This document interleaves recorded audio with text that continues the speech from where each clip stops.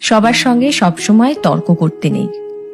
কেউ যদি আপনাকে বলে গরু আকাশে উঠতে পারে, তাহলে তাকে আপনি জানান যে হ্যাঁ, আপনিও তাই বিশ্বাস করেন। কারণ সবসময় সবাইকে ঠিক ভুলটা বোঝাতে নেই, সবাইকে এক্সপ্লেনেশন দিতে নেই। আর এই কথাটা যত তাড়াতাড়ি বুঝে ফেলা সম্ভব ততটাই ভালো। অপাত্রে ভালোবাসার দান করতে নেই। আর কখনো কখনো নিজের থেকে বেশি অন্য কাউকে ভালোবাসতে নেই। নিজের সমস্ত দুঃখ কষ্টের কথা সবাইকে বলতে নেই।